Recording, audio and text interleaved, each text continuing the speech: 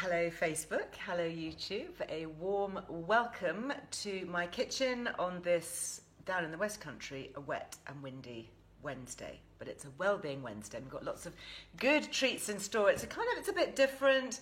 I am at home today, so I thought I'd do kind of more homey things, a little bit of a fashion focus going on. I'm going to be joined by Neve. You might have seen on my Instagram earlier today, I put a post with the lovely Neve, who is the founder of Travel Wrap, really great British brand. I've been up to actually see how they make the travel wraps up in Hawick in Scotland, and yeah, they are remarkable.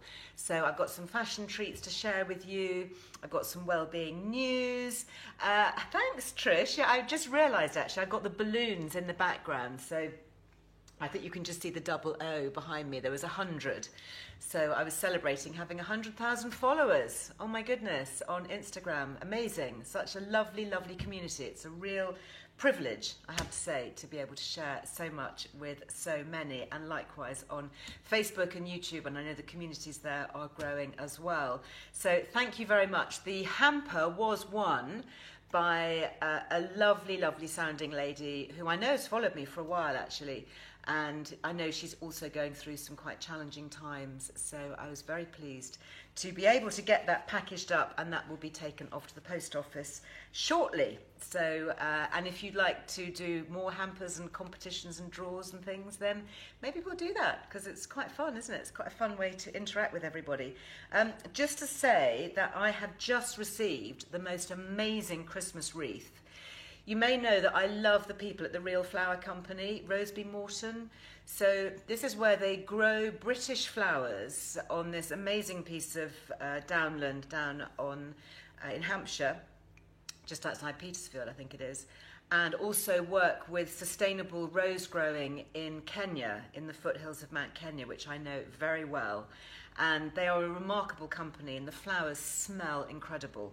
And they've given us a Liz Loves. So if you're fancying a really beautiful Christmas wreath or Christmas flowers or Christmas decorations, just use your Liz Loves code, and that gets you 10% off. And I'm just going to show you. I'm going to take it out of the box right now, because this is what arrived. I mean, it's huge. And let me see if I can bring it out in one piece. Look at this. Isn't this stunning? This is their Christmas and spice wreath. It smells absolutely amazing. And they have these now ready for delivery from today, 1st of December. Pinch punch, 1st of the month if you're watching me in real time. Isn't that just so, so beautiful? Incredibly well made. All handmade, obviously. You've got the moss here. And everything, if I'm just going to mist this lightly, spritz it with a bit of a water spritz. And obviously being outdoors, it's going to hang on my front door. It will be nice and cold. So that will last me right the way through. So incredible to have that up now for, well, a good part of a month. So really nice. Who else is putting up their wreath? Amazing. Yeah, really lovely. Lovely comments. Yeah, thank you. Incredible. So if you fancy that, head over to the Real Flower Company, and you will, they are realflowers.co.uk. This is their little booklet that came with it, realflowers.co.uk, and they've got all their different things.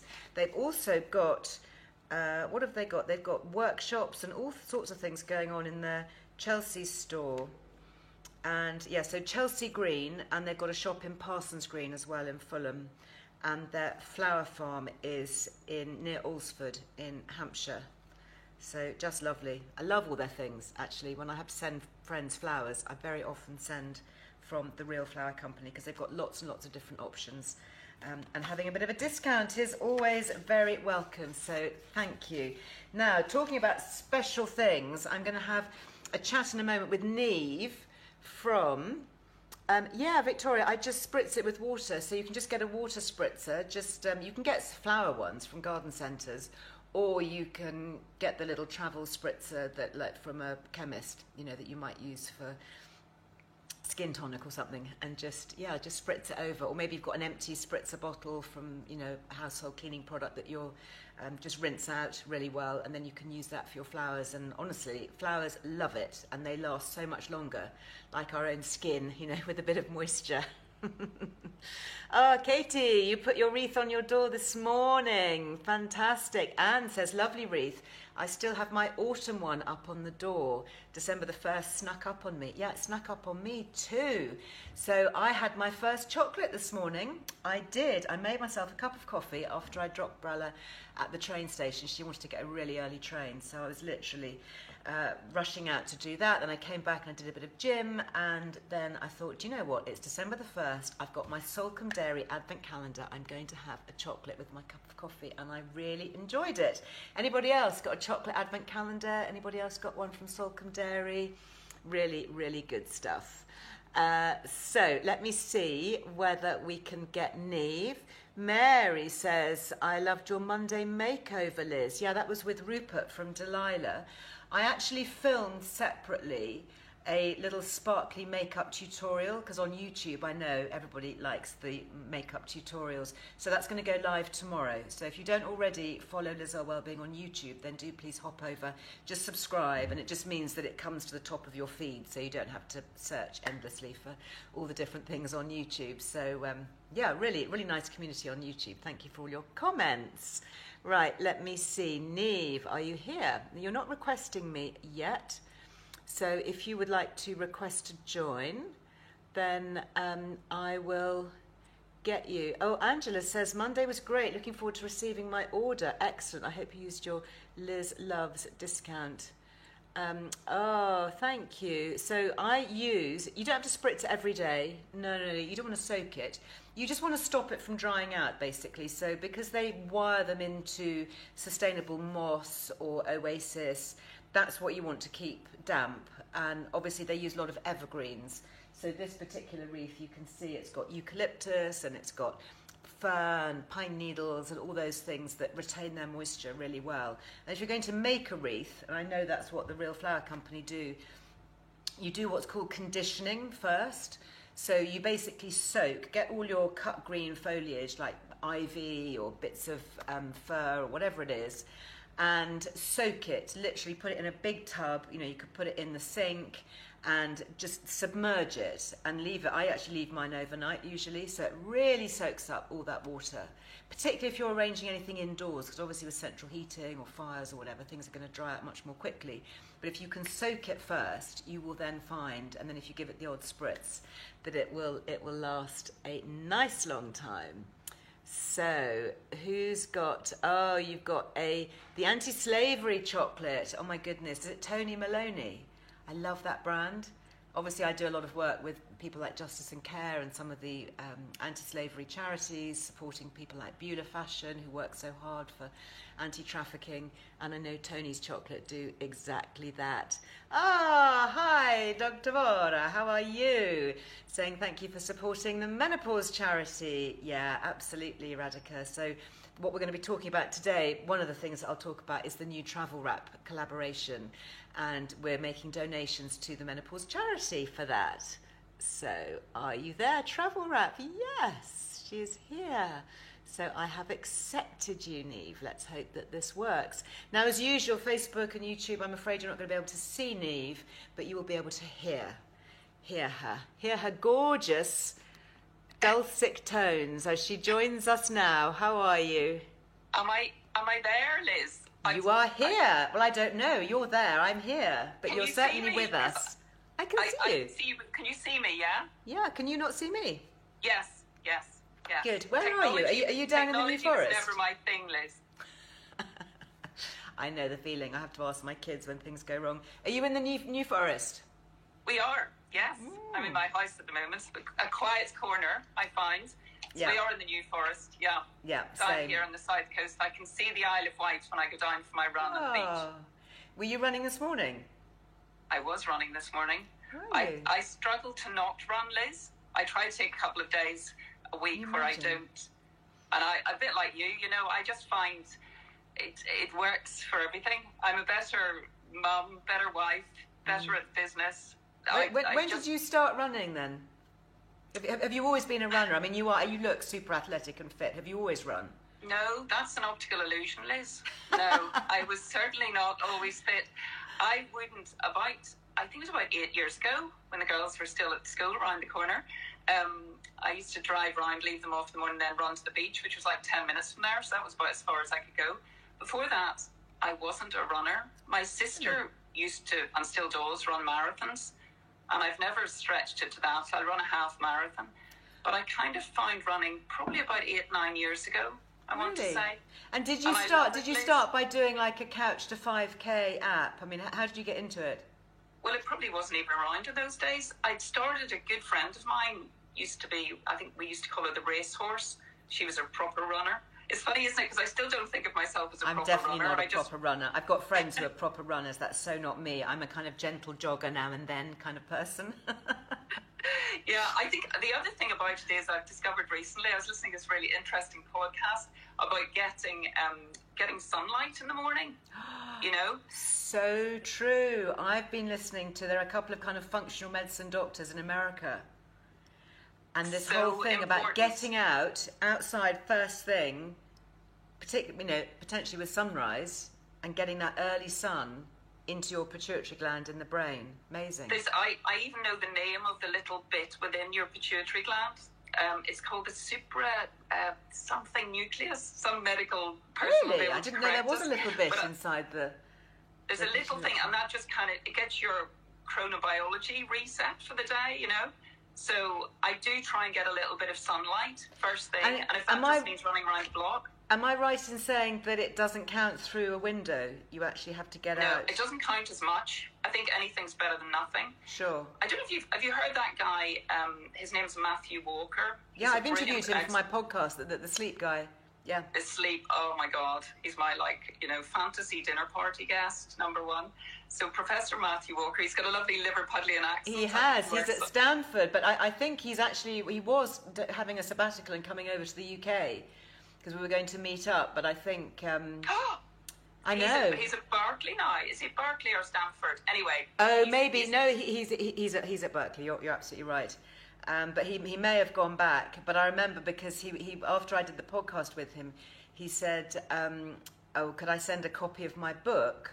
And I'm thinking, oh my goodness, this Berkeley professor wants a copy of my book. That's amazing. Could you send a copy of your book to my mum? That was like, yes, of course I will. that book changed my life. I think it was published 2 or 3 years ago.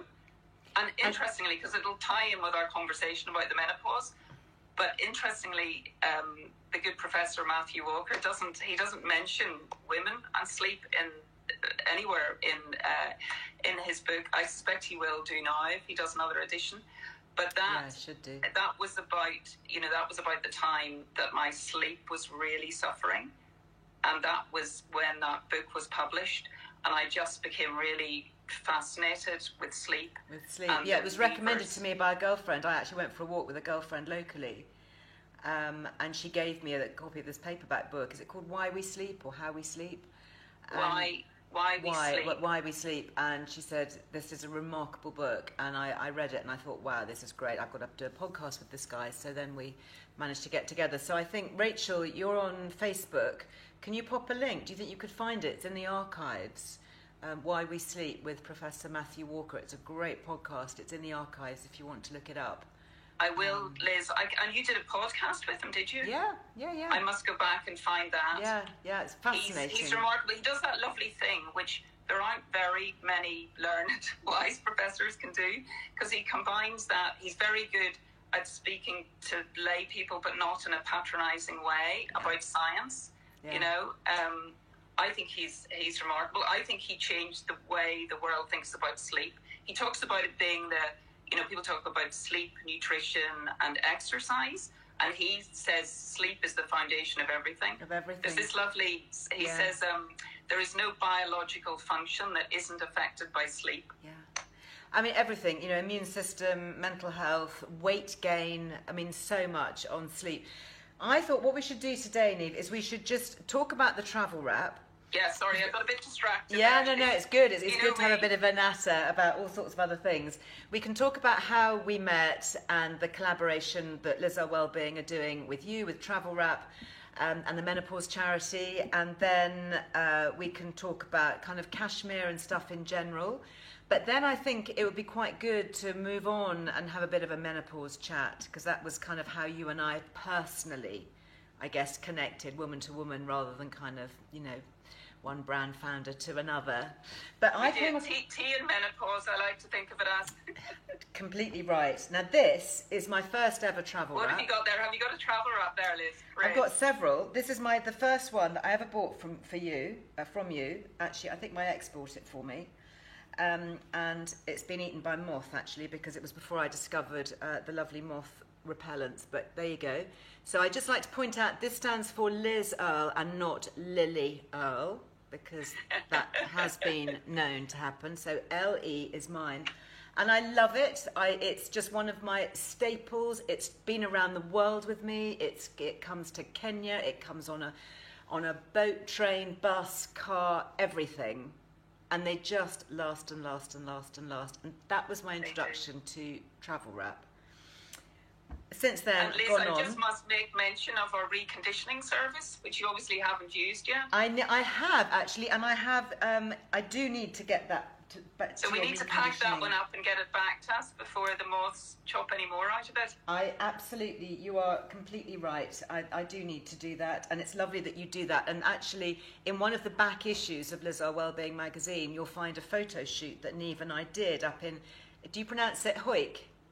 Hawick, yes, Hawick. Up in the borders. In the borders in Scotland. And, I won't say any names, but I was so impressed that when I was up there and these amazing men and women hand-looming this extraordinarily good quality cashmere, which just lasts and lasts and lasts. And there were some serious big fashion labels up there, which we won't 25 say. 25 pairs of hands, I'm always saying it takes to make a travel wrap. It takes 25 pairs of hands to make one of these. Hands. So that's the process from beginning to end. Because of course our mill, which there's nothing more I like. I mean, you got to visit once. We've been up once this year. We usually get up there 2 or 3 times a year, and there's nothing better I like, Liz, than wandering around that mill and talking to those individuals. It's so special. And this is another one, I should say, that has LE on it. That's quite vintage, Liz. It's quite a vintage one. I've got little white sparkly ones for the evening, and I've collected them over the years because particularly my ex, he was saying, "Oh, I don't know what to buy you. What do you want for your birthday? Or what do you want for Christmas?" And I'd say, "I'd love a travel wrap," and he said, "Yeah, but you've got about 5 of them." And I said, "Yes, but different colours, different weights. I've got a really super lightweight pale blue one that's for the summer."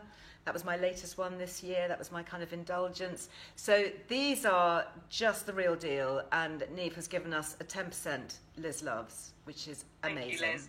No, you're not. I was going to say we have a couple of customers, a couple in the US and here in the UK. Every time we put a new one online, they buy a new travel wrap. But they do genuinely last. I mean, I bought one for my niece for her 30th. And I had her initials put on it. And, every time I see her, she's wearing it. And I just think, and I bought them for Lily. And, they are really special. You can use them. They're so comfortable. If you're not feeling well, I mean, Lily, obviously, as you know, is in a lot of pain a lot of the time. And just to have that softness around her. And you can use them as babies' blankets. You can use them as shawls. Anyway, so we got... They are an investment piece. They are an investment. They're not cheap. They're not like the cheap Chinese kind of throwaway cashmere that just goes all bobbly and you wear it for a season and then it's kind of like, what is this? They are an investment. Let's talk about that, actually. So what makes your cashmere different? Why is it more expensive and why is it so much longer lasting?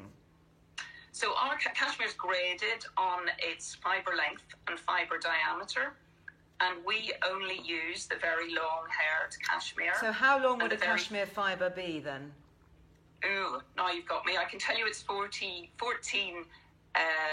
diameter-wise. It's tiny. It's like a hair, Oh, really? Like thin. A hair from your head? Gosh. But a lot of these cheaper brands, well, there's 2 things, Liz. So a lot of the cheaper brands use the very short-haired cashmere, which means that when you wear it more than once. I mean, I think I bought a Tesco's jumper once, and it was literally, we laugh a bit, you know, you talk about like disposable cashmere almost. It's gone in one wear. Because it just goes really thin. It just goes. And that's the shortness of the fibres that make that happen. The shortness of the fibres means that it just disintegrates. So we only use these very long-haired fibres and very fine fibres. It comes originally, you know, it comes from the sort of underbelly of the goat. So we don't comb, but they so these are very pampered goats. They are hand combed in Mongolia, is that right? Where these long... say pampered, Liz, they have to live in conditions of -30. That's why they develop this lovely. That's why they have the lovely long thick coats. Yeah. So they just get combed, and the excess hair that's just shed naturally is then collected by the Mongolian people, the goat herders, literally. The herders. Amazing. And that fibre is then the yarn is obviously created from that. So that's spun into the yarn, it's dyed, and then it's knitted in Hawick. There's quite a few parts of the story I'm missing in between there. And then it literally takes, I think, 25 different processes, including washing in the lovely Scottish water up there, to get to the final travel wrap. So yes, I mean, the poor goats, Liz, I think you're giving them bad press there. They do have to put up with brutal temperatures of -30. Well, so do the people, and they don't have, I mean, maybe they have kind of yak coats or whatever that they're wearing to keep them warm. How did you start Travel Wrap? I'm always interested to talk, you know, particularly to female founders. How did you start this whole wonderful company? And it is beautiful. Go and have a look at the website. Everything comes in a beautiful big black card box with ribbons. I mean, it is such a treat, seriously, to get one of your wraps. Thank you, Liz. So I invented the word Travel Wrap because I thought I wanted to find something that was like a functional luxury, you know, something that combined comfort and function. I remember well back in my days in the pharmaceutical industry when I worked with Pfizer, I used to travel, and I remember once being offered one of those, you know, travel blankets on a plane by an air hostess. It was all wrapped up, and I literally thought, oh my God, I wonder who's been sick over that before I got to it, you know. So that was kind of a seed of an idea. Then fast forward a couple of years, I had met and married Andy by then, my lovely husband, and I'd taken on 4 stepchildren. And I know you have hundreds as well, Liz, so that's hundreds of children. Yeah, it feels like hundreds of children. So I took on 4. We had 2 of our own. And Pfizer, the company I was working for, offered me voluntary redundancy. So I took it. And then I was kind of grappling around thinking, well, what do I do next, you know, between the children? And I went back to this little seed of an idea of having a sort of special blanket, I suppose, for grown-up girls. And of course, I always loved cashmere. Blanket. Yeah, a special blanket for grown-up girls. And that's what it became, and that's what it is, you know, to this day. So Travel Wrap was born from that. There you are. That's amazing. And we worked together. So a few years ago when we first met, we decided to do a collaboration which would actually benefit the goat herders in Mongolia. With a water project for them. We worked together to design the Lizelle Wellbeing Travel Wrap. Which I think I've got mine here as well, Liz. Look. Oh, you've got yours. Beautiful shades of pink. So those of you who know my Lizelle Wellbeing brand will know that the signature house colour is this lovely bright pink, but with another softer shade of pink kind of interwoven. So you can see the detail on that. What's this called, this sort of stitching? That's a bird's eye. Bird's eye, like little bird's eye stitches. And then that's a slightly closer and tighter knit. People always ask us the difference between the different designs and the different knits. And that's, there's more cashmere in that, for example, than one of our classic range. Really? So that's a kind of modern Fair Isle, if you like, Liz. A modern Fair Isle, love it, love it. And if you bring the border up to the camera. Yeah, I'm going to show you. So this is edged, beautifully hand-edged. And then because my logo for Lizelle Wellbeing has a little hint of green for the Wellbeing, we've used that just to create that. And that's the Fair Isle pattern, isn't it, at the edge there? Do you remember working on that in the design studios with the team up there? I do, absolutely. Yeah, no, this is very much, it's a very personal thing, and I love it. And what I love about pink, particularly up next to your face, is it just warms everything up. It kind of bounces the pinkness back into your skin. Whatever your skin tone, it just tends to give you a little bit of a glow.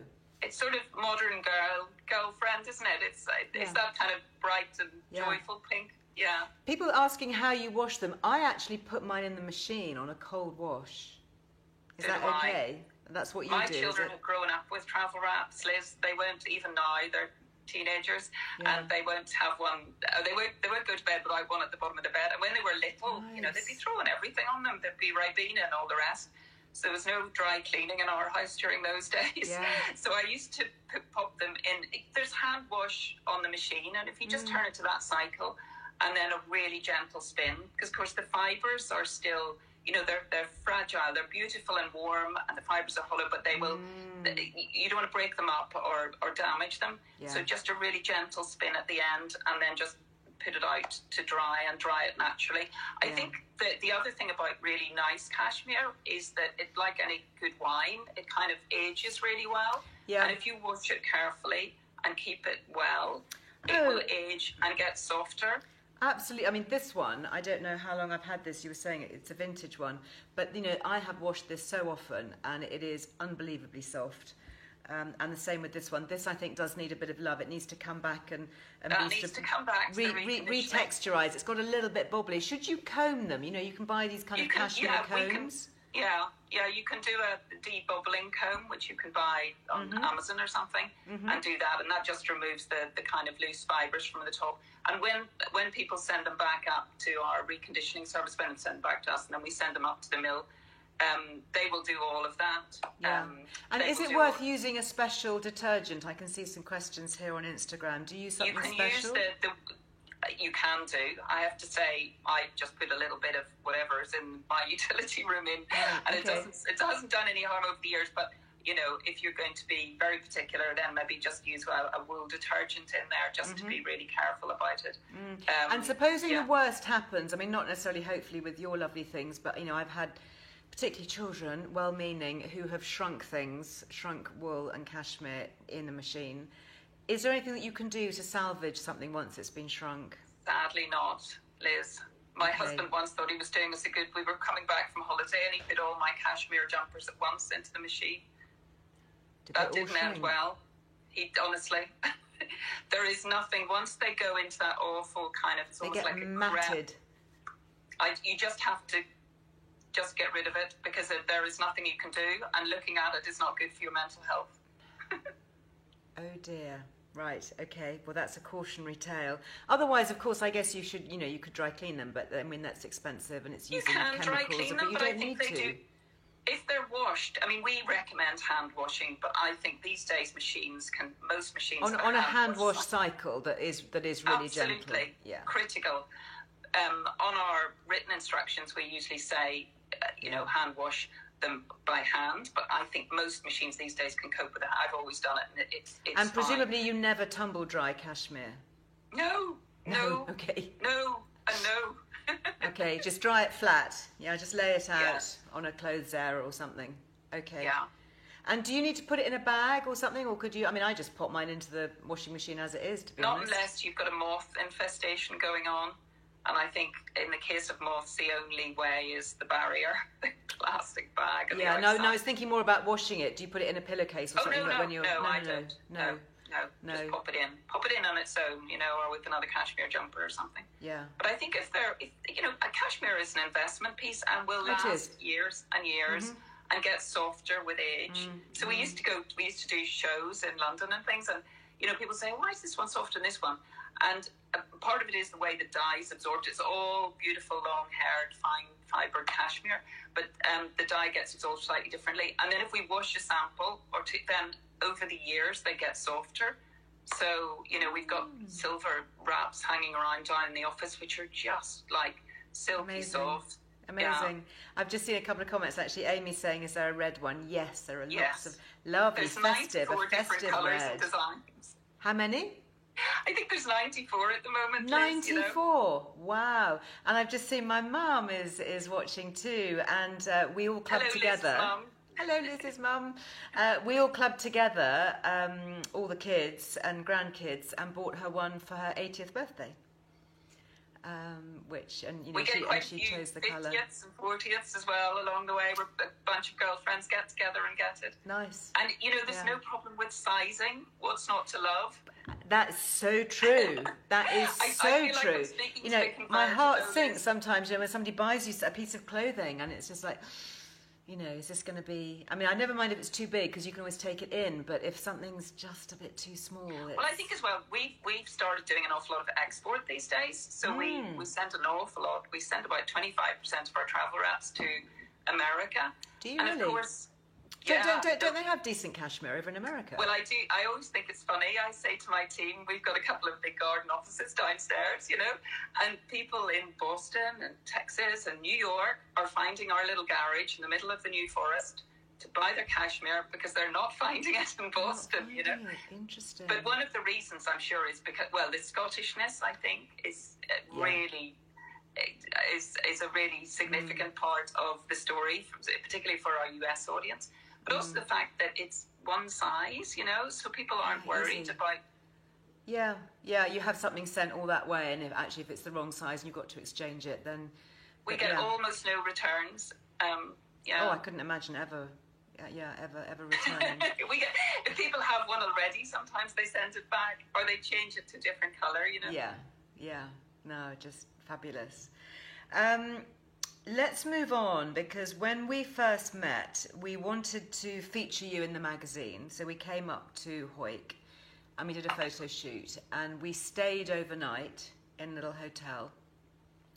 And that's when we really got to know each other over supper.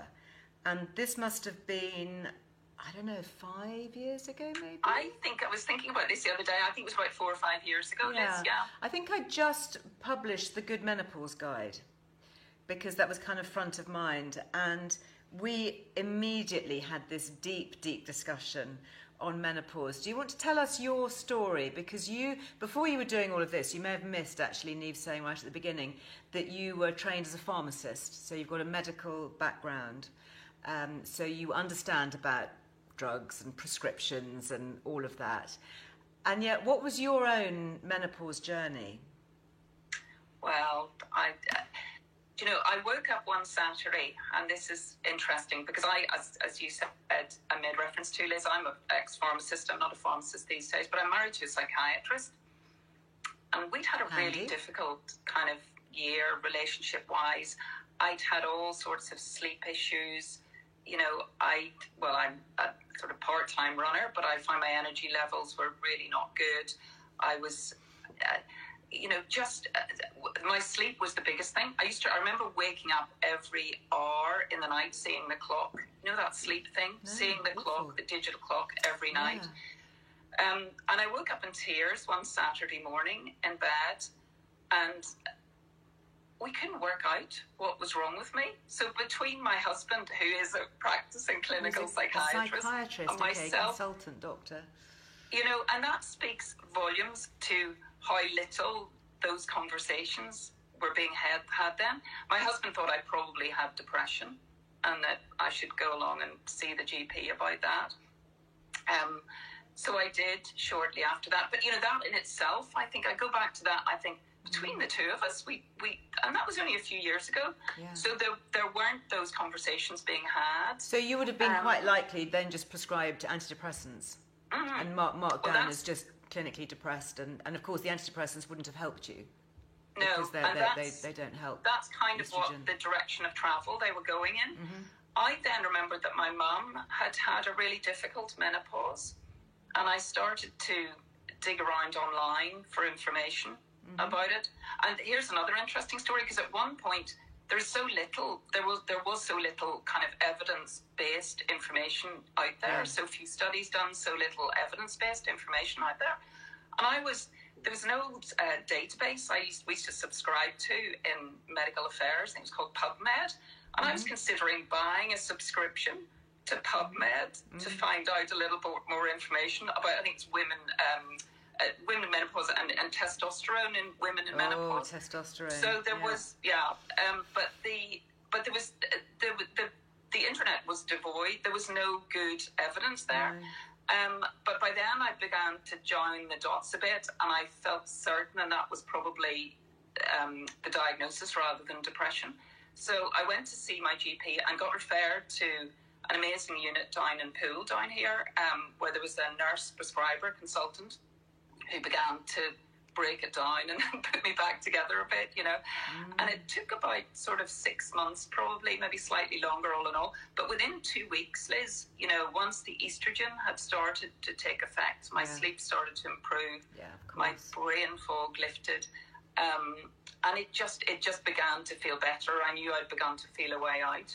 And what did your husband think about that? Because as a psychiatrist, obviously, you know, he was looking at it from two angles. He's looking at it, one, as a husband seeing his wife go through this and then getting fixed. Amazing. But also... And he was, bless him, we had really difficult relationship problems as well in the middle of that. Well, so many relationships are destroyed, aren't they? You know, marital breakdowns, it's absolutely classic.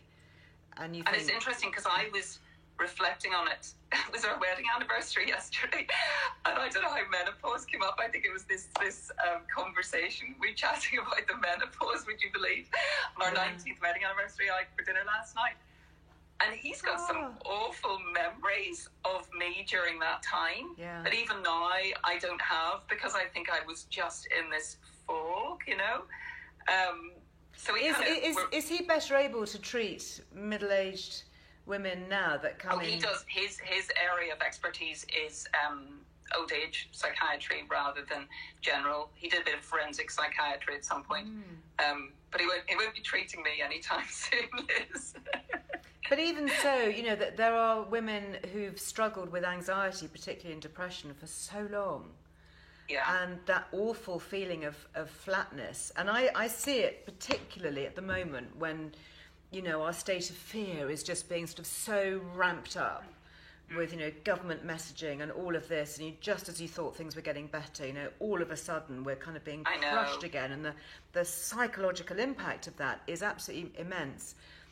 And if you are somebody who is struggling with low estrogen and are vulnerable towards anxiety, it can become a fixation. You know, there can become a really irrational fear of all sorts of things. Something can take hold of your mind. And it's extraordinary, isn't it, how powerful estrogen is in controlling our mood, our emotion, our sleep. Our brain, our brains. You know, bone and now health. The links with Alzheimer's, it's the research that's ongoing there. It's fascinating. Yeah, no, I couldn't agree more. There's a good friend of mine who originally didn't want to be on HRT a few years ago when she was kind of perimenopausal, and they were. She decided not, and now she's suffering from bone osteoporosis, so they put her back on HRT for that reason, you know, for the estrogen benefits. And yet there's still only 12%, I think, of women on HRT. Oh, it's and there's a lot of women that will be contraindicated to be going on, but there's a lot. Wrong. I couldn't agree more. There was a nice post, actually. Those of you on Instagram may have seen Dr. Louise Newson, menopause doctor, this morning. Oh, wonderful, Louise, yeah. Oh, and you know, and she's done a podcast with some guy. I'm not quite sure who it is. Actually, I glanced at it this morning, and she was saying there is no evidence that HRT gives you any statistical increased risk with breast cancer. It's not statistically significant, you know, and the data is flawed, and you'll know that from being a pharmacist looking at the clinical trials. And the damage that is being done, you know, not only to women, but to their families, their marriages, their businesses. And as you say, you know, looking at things like osteoporosis and bone density, it's just shocking. And I just think, I think of my girls now, Brella and Lily, who are 20 and 30 respectively. And, you know, I think they're just going to look back and when they, you know, hit our age and think, how on earth did they not give you your hormones back when you lost your hormones? How did nobody understand that you were losing your hormones, and surely just giving you some natural hormones back, like you would with insulin or anything else, thyroxine, is a natural, safe thing to do. Yeah, I couldn't agree more. Liz, we're very much on the same page. I know about all of this. And I know it is contraindicated in some women, but I think there is still that fear out there in the ether about HRT, and it's come on a long way. I mean, you and I both can recognise that, I'm sure, and it's come on in leaps and bounds in the last 4 or 5 years. Yeah, well, I mean, with transdermal estrogen, it's the studies show it to be protective. Totally. I always love myself being buried with it. People say you should be on it for 8 or 9 years. I won't be giving it up anytime soon. I joke. You will prize it out of my dying hand. I mean, it's coming with me in the grave. I mean, it's not transformational. Yeah, but I think we have to recognise that it has come on massively, hasn't it? Conversations are being had. Yeah, completely right. Thankfully, and GPs now. When I went to see my GP originally, because I'd done a bit of research and knew how to get in at the medical date, I knew more about the menopause than this woman in front of me did. And I'd kind of targeted her within my GP's practice as somebody that would know. So I knew then very quickly that I needed to get referred to a sort of higher level expert that would know more about it. Yeah. And that's when I found my way down to Poole. But there is more training. And I think Louise has been instrumental in that. And we'll talk about the menopause charity maybe, but that provides a gateway into the education for GPs as well.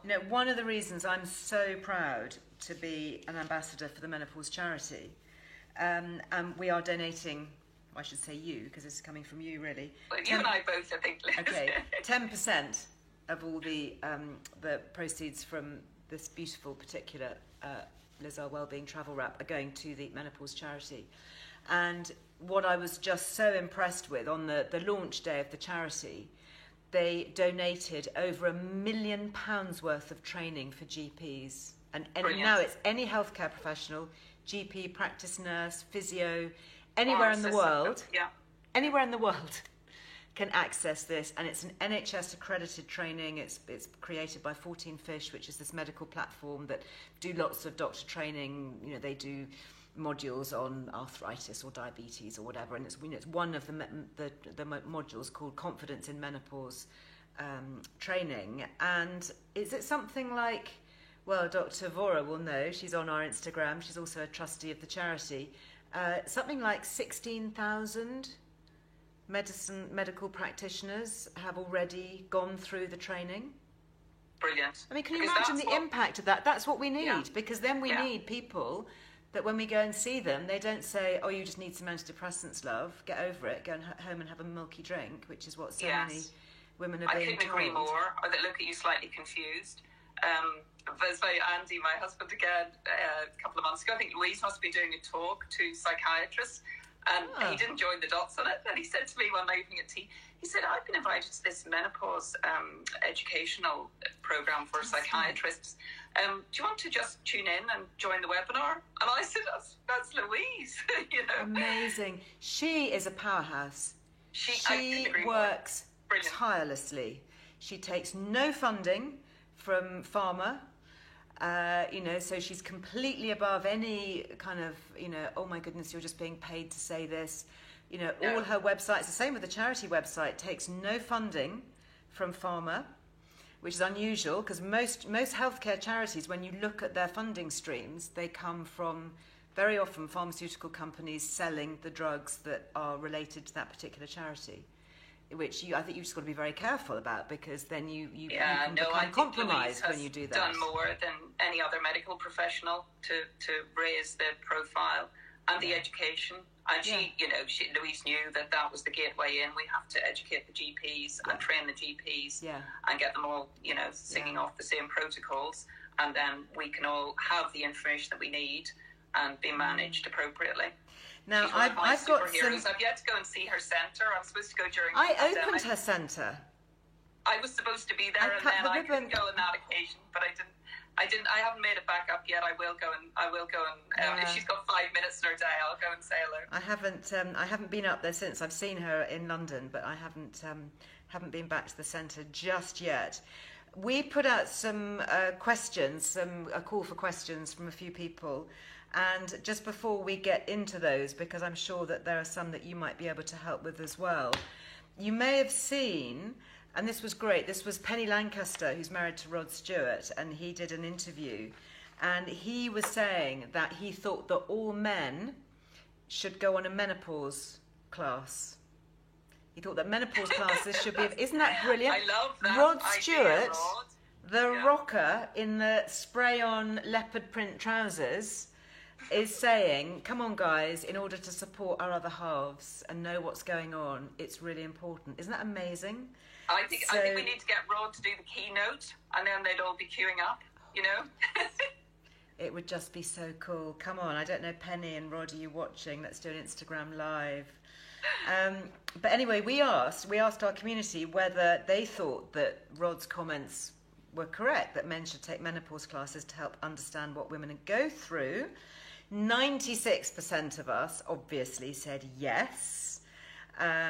We had nearly 1,000 votes, and people said definitely they should. My hubby didn't know what or how to help me. He just didn't know what to do. Another comment, I think they should learn at senior school. Absolutely, it would probably save a lot of marriages. Absolutely, but women also need to understand what they're going through. It's so important to have your partner's support. They see the changes before you, interestingly. That may have been your... That was a comment I made. And you made a comment there, Liz, about teenagers and it being taught in secondary schools. And I think that's really important. I mean, we regularly have conversations about periods, menopause, sex, education, you know, contraception around the table, which has come a long way since my days. Oh my goodness, you should hear. I mean, Lily's right on it. I mean, because I suppose she's of that generation. So she's 30 and her younger brother Kit, who's 19, you know, when he's home from uni, Lily and Brella will be having discussions about periods and stuff, and, you know, Kit will be kind of... And they'll be going, no, Kit's really important that you know about this. You know, it's really important that you know the difference between a vulva and a vagina. And it's really important that you understand how women's bodies function and the different life stages. Yeah. And they're so full on. These young women are full on, just very matter of fact. And even I'm going, oh my goodness, really? No, I don't anymore. And I'm from, you know, back in Ireland where my mum, I think we were all handed the same old kind of leafed through copy of some book, boys and girls, didn't matter which, and there was 6 of us, you know. Nobody really had a conversation. The generation before that always makes me laugh. My mum, when her period started, she was at boarding school.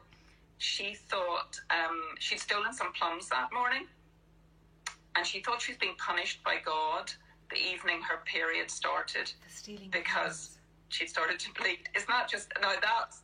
You can see the cycles and the generations there. Yeah, how it's changing. But, you know, my kids happily talk about anything, not in front of my husband. You know, everybody's round the dinner table talking contraception, sex, menopause, periods. It's great. I love it. Yeah, really, really good.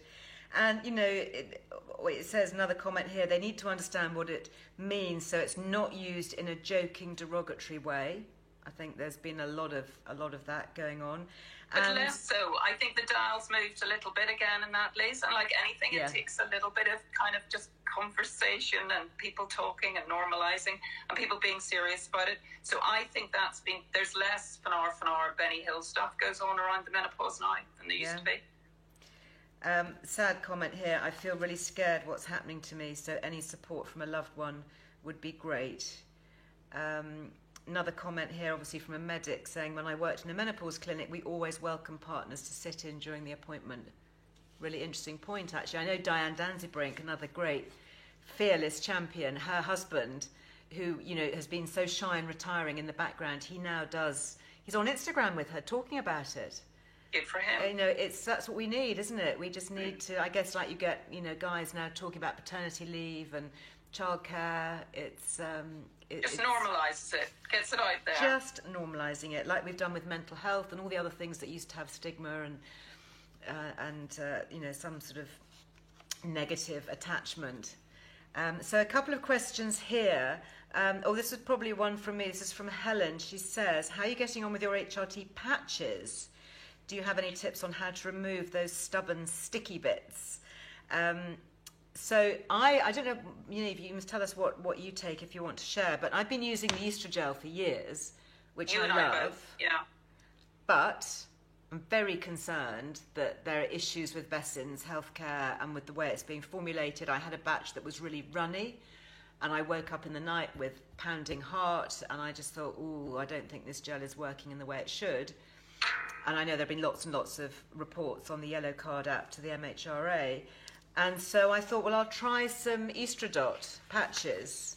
I never used them before, and I'm getting on with them really well, actually. Really well. Do you use patches or gel? No, I'm a gel girl from the beginning. Sandrina, I think it's called. Oh, Sandrina. You see, I don't think there's ever been an issue with Sandrina. That's in the sachets.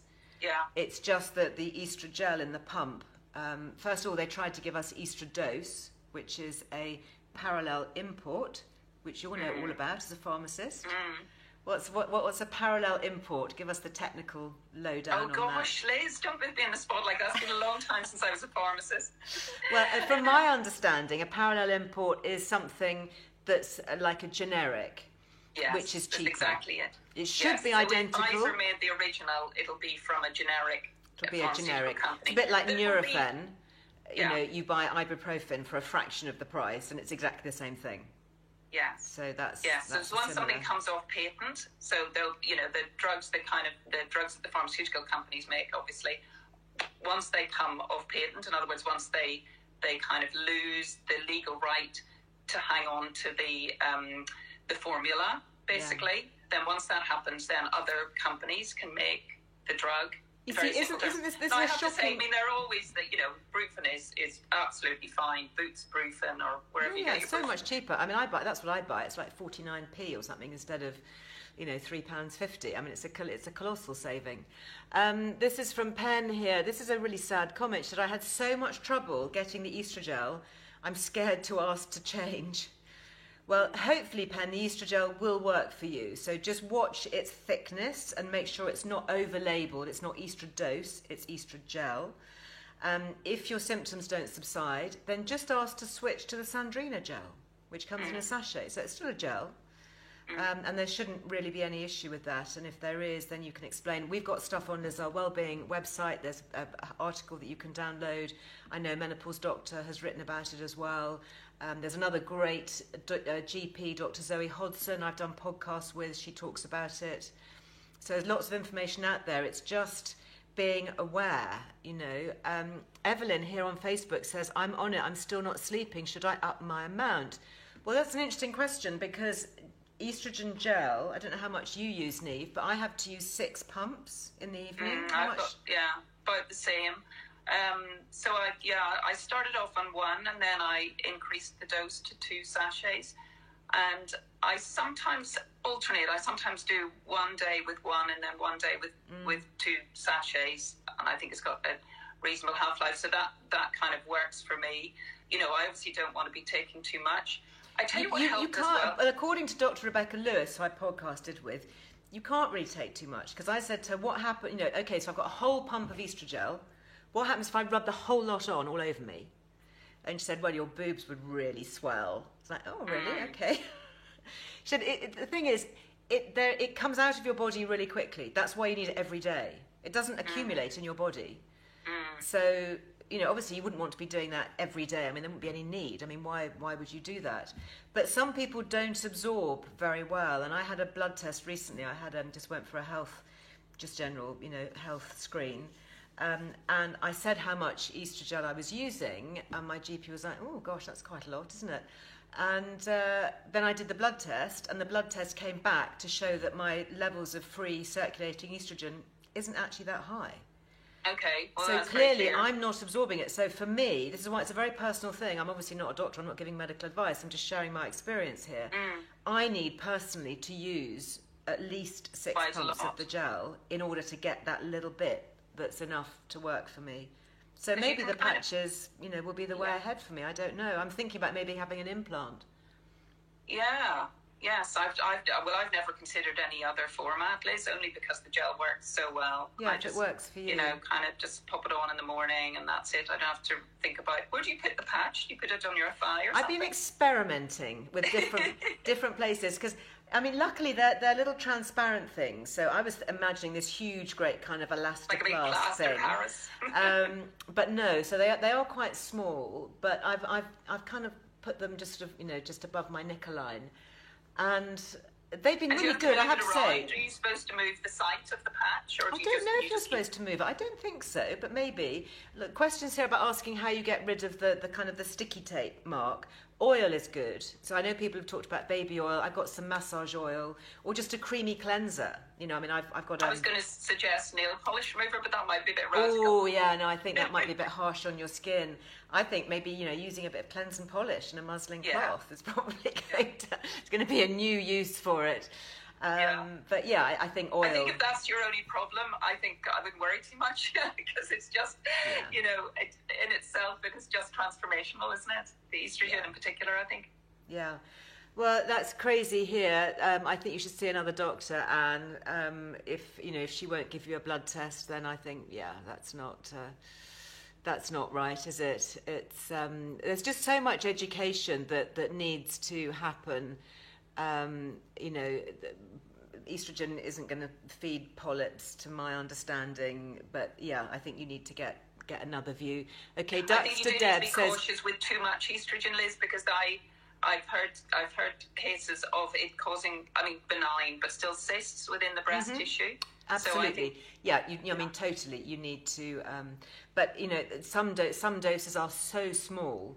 I was talking to one doctor, and the Estradot, I think they come in like 25 milligrams is the lowest one, and they were like, that's like a homeopathic dose. You know, it's so tiny. And I think my patch is 100 plus I've got another 50. So, which is the equivalent of 6 pumps of gel. So, yes, you know, we'll see. Yes. We'll see. And but again, you know, have it monitored, get your bloods done. Yeah. You know, get it checked, because we are all different. Which is why one size doesn't fit all, and you can't have a doctor that says, you know, this is the recommended amount. I can't give you any more, or you know, you can't have less. It's adjusting all the time. No, I find that's what I've done, and I kind of know when it's just about right. I don't want to take too much at the same time, but about one sachet and then another, and then the second day I do 2 sachets, so I get 1, 2, 1, 2, and that seems to keep me about right, you know. Yeah.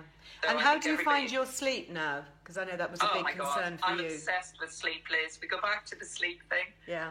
My husband always laughs at when I start to... You know, I think I recommended, the Oura ring, which I have here. I wondered about getting an Oura ring. Do you rate it? Do I rate it? Transformational. That was one of my most incredible tools, actually. With it's like a parent, you know. Sometimes I have to take it off. If I go to a dinner party and have a couple of glasses of wine, I just remove it because I don't want to know. Why? What will it tell you if you have a couple of glasses of wine?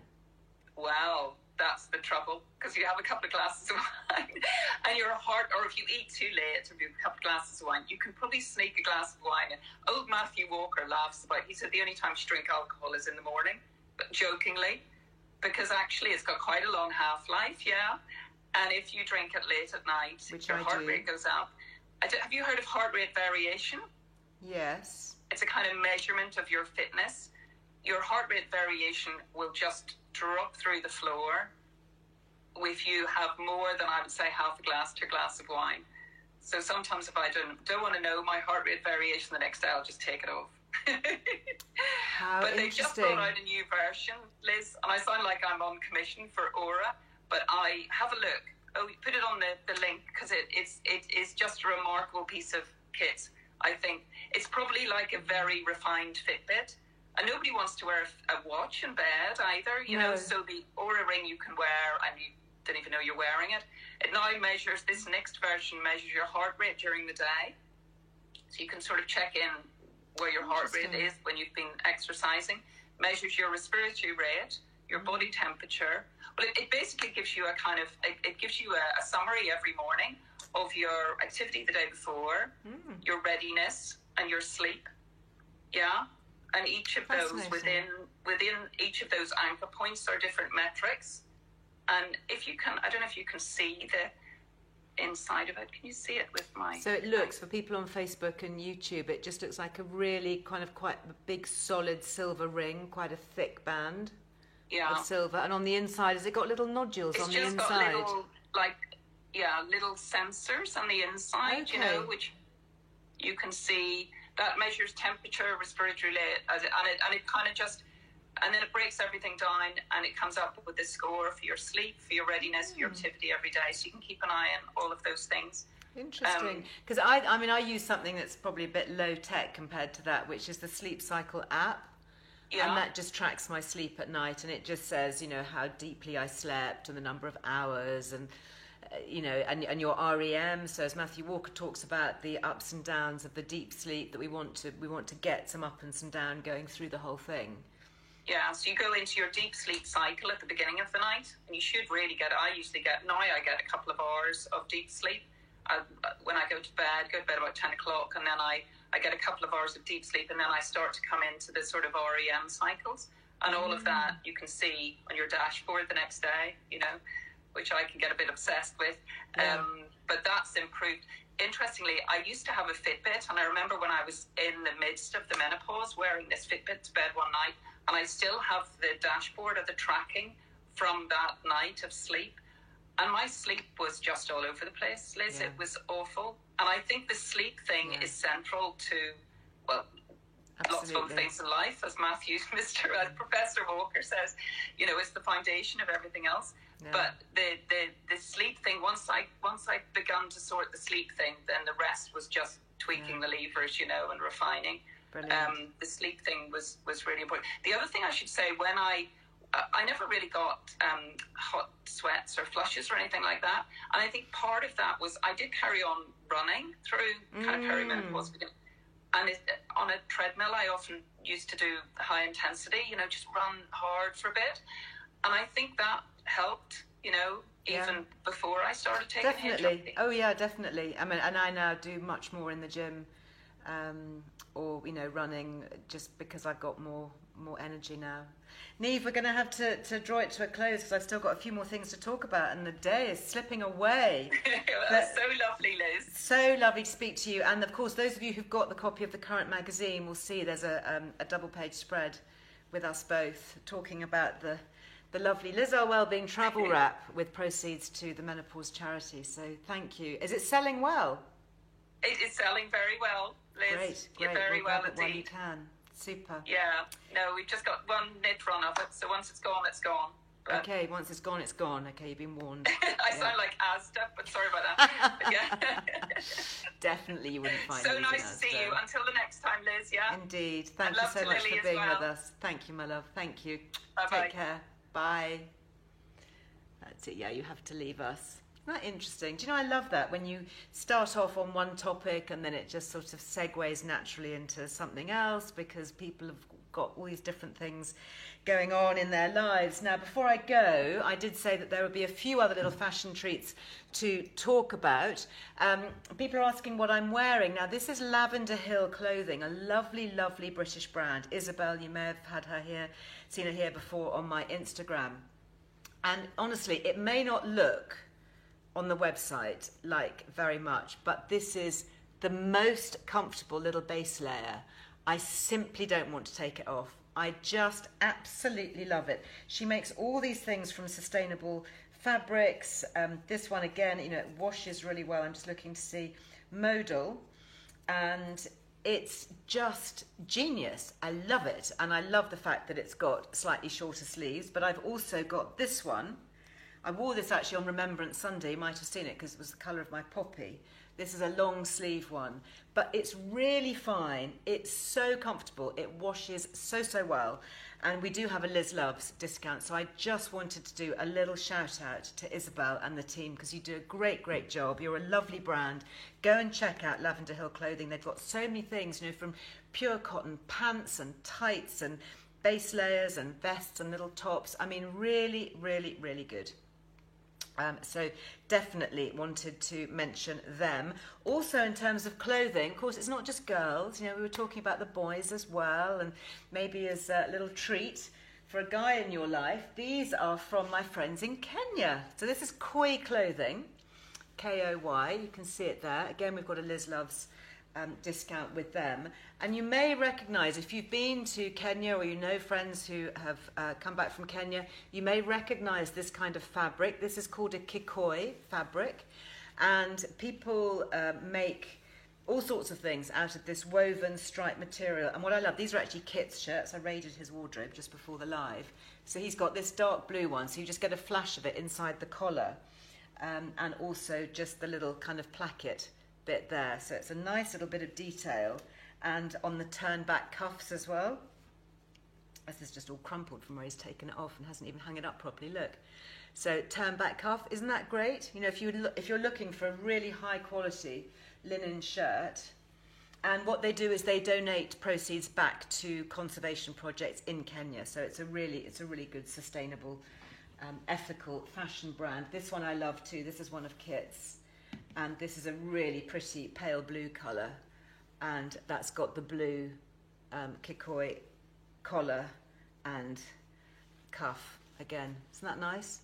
And check them out. They've got jackets and blazers and caps and all sorts, just a little bit different. So, you know, if you're thinking about getting a guy in your life, young or old, something that's a little bit different, that has a real kind of fashion twist, that's also got a strong ethical heritage and a really interesting story, then they are a young British brand, and great to give something back. They get 10% off with Liz Loves, the same with Lavender Hill Clothing, same with the Royal Flower Company. If you saw my beautiful wreath, I hope you didn't miss that earlier, I'll show that just at the end. Also, what's selling really, really quickly, if you want to grab it, because I know it will go, is the Elderflower Sec Kombucha. So if you're looking for your Christmas party drinks, make sure, this was the new one, organic, Elderflower Sec. It's a low sugar, no alcohol, very good, gut healthy, great champagne bottled drink. And you serve it in a champagne flute. It looks like champagne and it tastes absolutely delicious. It's very grown up. It's very good for you. Brilliant for parties, great for drivers. If you're going to supper with somebody or going for drinks, take them a lovely bottle of this. We also have, rather not we, but Mighty Brew, who are making these, also have a small amount of the Blush Rose. So the Blush Rose is the one that's made with organic rose petals and raspberry, and that's the pink one. So when that's in a glass, it looks like pink champagne. So you've got your two options there. Absolutely love them. And of course they are authentic, twice brewed, real kombuchas. Again, you'll see them in the magazine, the little story behind that. Lots of you getting the Happy Healthy Christmas, which is the download with all the Christmas recipes. I'm going to be making my turmeric mince pies a little bit later. And also Ishka. Love a bit of Ishka skincare. This was the bag I meant to show you actually on Monday, and I had it downstairs. So this is the vegan leather. Beautiful white bag, really beautifully made, and that comes as a freebie. This is, I think, probably one of my favourite sets, because this has got the little candle. It smells great. It smells like you're in the Outer Hebrides. It's just so fresh. Little soy wax candle there. Beautiful. And these are all 15% off. This has the little Hebridean sea salt scrub. It has the invigorating body oil with the seaweed, so it's really good for the metabolism, the skin, a little bit of bath salt. Oh, gorgeous. Really, really love it. And the other one that I love is, I think they've got about 6 different bags. This is the Renew, and this one has their famous marine cream, which I think, didn't Leon say they'd just won an award? Was it the Marie Claire Beauty Award for Best Natural Face Cream? I've recommended this cream to so many people. Men as well as women, the antioxidant marine cream. Anyway, they've got lots of great sets, and I love these bags, and I'm just thrilled to have them here, and lovely to be able to give a shout out to Ishka. Now, don't forget, if you want to see any of the Liz Loves, if you're thinking about getting ethical, British, founder-led brand presents for people, stocking fillers, anything like that, you can go to the Liz Our Wellbeing website. There's a whole section called Liz Loves. On Instagram, you'll probably see that Rachel, our really clever new social media lady, she has put together various e-guides and sections. You'll see there's on Instagram a little book symbol. If you click on that, it'll bring up lots of guides. So she's doing a great job just pulling everything together for us, because we've got so much information. Sometimes it all gets lost, doesn't it? And you don't know where to find things. Thank you very much, Rachel. I can see you busy on Facebook putting links to everything. Of course, if you want to head over to Facebook after this, go and take a look at the Liz Our Wellbeing page, because all the links will be there, or go to the website, of course, or you can hit YouTube, and there are links as well on that. Thank you so much for all the comments and the questions. It's lovely to be able to interact with everybody. I'm going to be back on Monday, and we're going to have a really good demo with one of our favourite guests of all time. So Katie Brindle, who invented the Heyu method of the facial massage, with the little Heyu jade gadget. Love it. Really, really looking forward to seeing you, Katie. So thank you very much. Yes, this is my neroli, for those of you who are asking, the neroli necklace. We do have a few of the yellow gold left and the rose gold, and they are also on offer at the moment. I think with 40% off, 40. So, and I should be wearing this to my carol concert. There are some tickets left to the Christmas carol concert, not many, but there are some. So we'll pop a link on the website. I think, Rachel, maybe you can pop a link on Facebook for anybody who would like to come along to that, which is on Wednesday week in Chelsea. Really looking forward to seeing everybody there. That is just about it for today. Just to say, and this is something, you've got 2 months to do this, so there's no rush, but we've got this special Refer a Friend program going on. So if you would like to win a 1-hour personal one-to-one Zoom call with me, talk about anything health and well-being and beauty, then we're doing a Refer a Friend for the magazine. So basically you just say to 2 friends who are thinking about having a magazine subscription, take out a subscription, go onto the website, they can do it through Warner's, they can ring up, they can go online, whichever, mention your name, okay, so they put your name in as the person who's referred them, or your postcode or whatever. When 2 friends have been referred by you, your name then goes onto a list, and you'll get 2 things. You will get a free e-guide of your choice from the website, so you can choose whichever you like. Healthier, Happier You, the Healthy Happy Christmas, the Menopause Guide, HRT Guide, lots and lots you can choose from. So you get that definitely as an automatic thing. And then you also go into the draw for the 31st of January, when one person will be pulled out of the hat and will win a full hour with me, just the 2 of us.